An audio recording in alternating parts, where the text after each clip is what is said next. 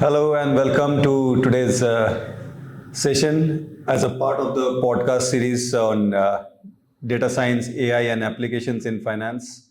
Now, since in our earlier episodes we have discussed about the general, let's now go into a little bit more specifics, right? So, since we have understood that ML and data science are, of course, linked, but these are not exactly the same thing. So, firstly, we will understand in today's webinar is what is precisely the application areas of data science in finance. And again, we have with us Sanjay in this talk as well to explain us and discuss on this topic, right? So before we go into the topic of the day, or rather the application areas of data science in finance. So what I wanted to understand is, so data science, right, as a field, of course, it is ubiquitous, applied in every industry, right? And of course, it is applied in finance as well. So, is the skill sets required the same, or like again, if somebody wants to become a data scientist in finance, how is it different from other industries? And is there any other skill set required to become a data scientist in finance? So, just like if you clarify on these few things. Yeah, hi Nitish, and that's a good question. And Right. from the perspective that many of the people think that these skills are portable, Right. right? If they have honed up to the skills, I would not disagree that the essential ingredients or the building blocks of data science would not change. Correct. Right? But application-wise, you should expect a way to differentiated application in finance, Right. as compared to the broader generic applications in elsewhere in different industry like consumer Right. sector, or maybe FMCG or e-commerce or others. Correct. Right. So what are the key differences? That's where you're coming. Yes. Right. From maybe the key differences are basically the financial data itself. Okay. Right. The financial data has one typical characteristics, that it carries very low signal to noise ratio.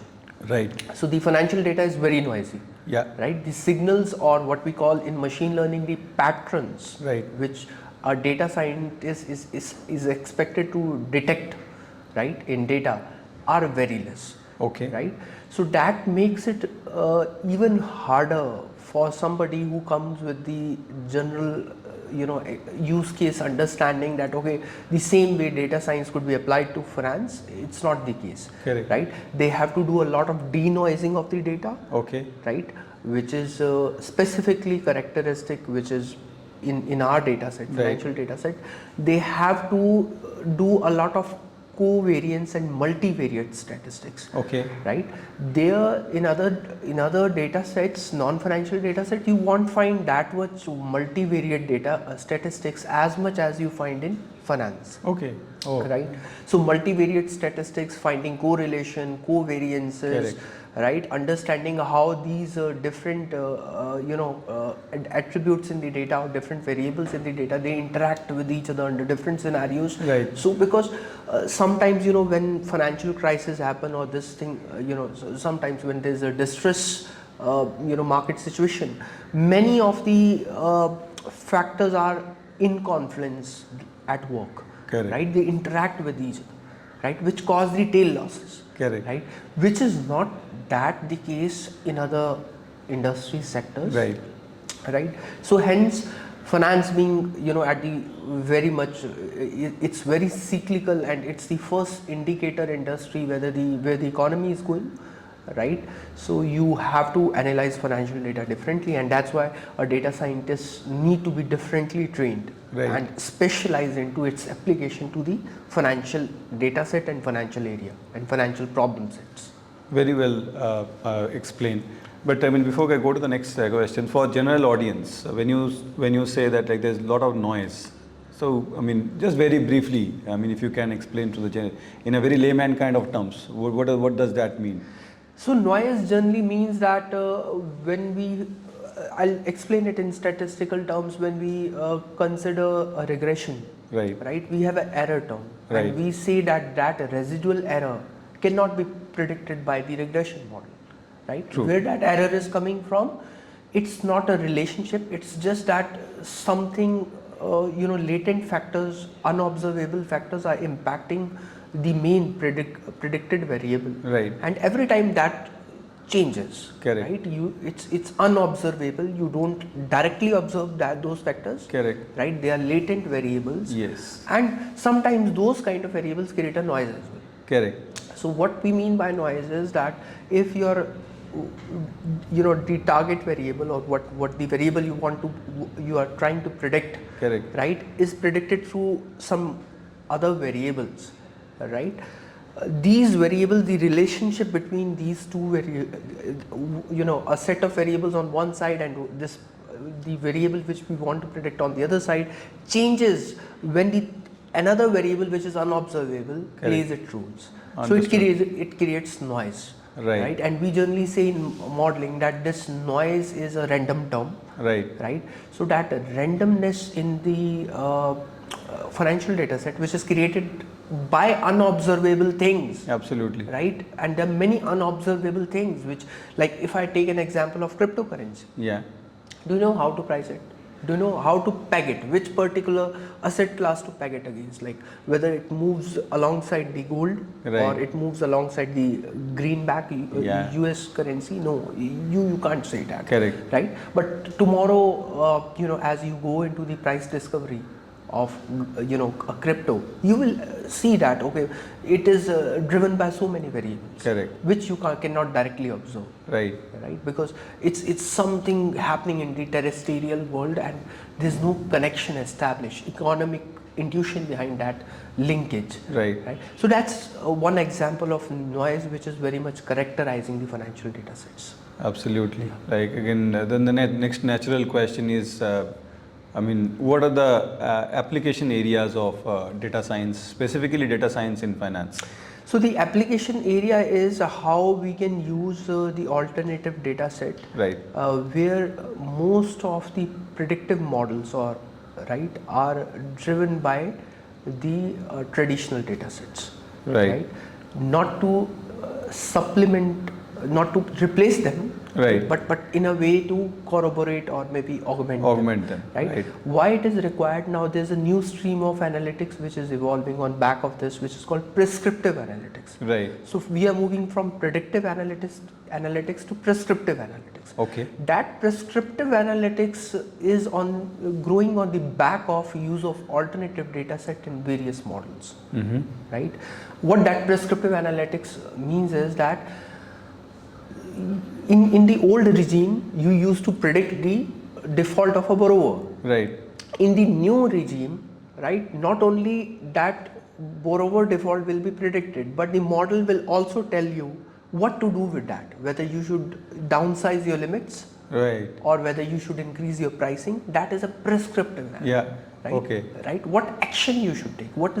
So a data science is leading to a decision science.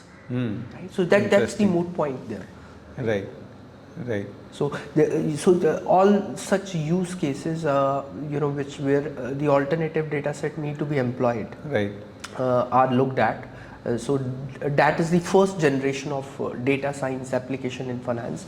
But obviously there are multiple others, like we lack data transparency for Right. regulatory Yeah. purposes, for investor purposes, for meeting our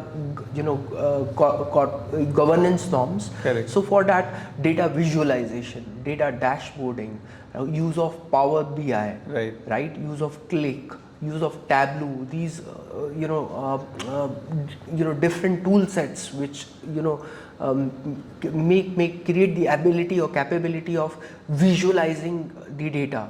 Correct. Right, and different aspects of data is also one of the key component which is thriving, adding value to what has already been done. Absolutely. So since we are talking about so much of data, right? So essentially, data is very important for trading industry, Yeah. the financial trading industry. So I'm sure that it is used a lot in trading as well. Yes, obviously. In high frequency trading, Right. or maybe even in the strategies, trading strategies of many of the funds like hedge funds, Right. right? Like private equity funds, or specifically hedge funds, or Correct. broker dealer firms, Correct. right? They are using data to their advantage by using machine learning techniques, price discovery mechanism, Right. even visualizing it for themselves, even doing some data augmentation with alternative indicators Right. built into the algorithm. Right. And they are, based on that, they are coming out with some new strategies. Like Absolutely. arbitrage no more is just basis that the price is different, right, between two markets. Arbitrage is no more just basis that the demand and supply is different between two markets.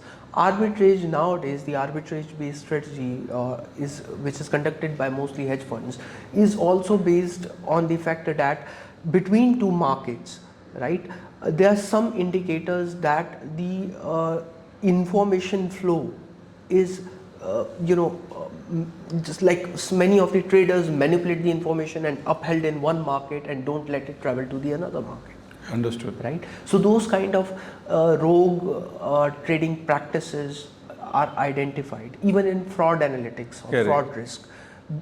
The use of data and data science is immense. Right. There are multiple applications where you could identify the fraudster or their patrons by just analyzing huge amount of data. Absolutely. Right, by clearly seeing the patterns, identifying the patterns in the data.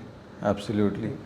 So, yeah, I mean, thanks for that. But again, what I have understood is from this discussion, of course, we understood the application areas, but the crux of the thing is like what the inference that I draw is if you want to work as a data scientist in finance, so is it fair to say that it would make more sense to actually train themselves in a little different way vis-a-vis if they're targeting to work in as a data scientist in general in other industries? So data science, I would say, is a topic where if the data is very different from one industry to another industry, then the same skill sets are not portable. Right. It's not only about finance industry. If the data set for some kind of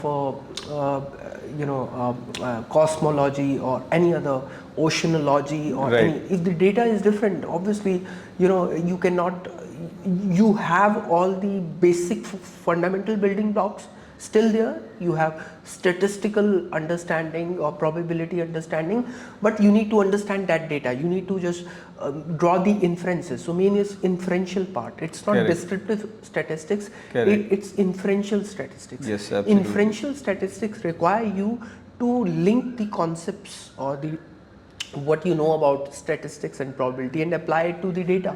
Right. If the data is different, if the data is unique, distinctive, obviously these skill sets are not portable. Absolutely. So it's a period of like again moving from general data science training to maybe industry focused data science training. Yes. Even in terms of educators, probably this is something they can take a note of, right? So maybe like conducting courses specifically industry wide. Right. So with that, we would like to end today's episode. Thanks once again, Sanjay. It was really informative.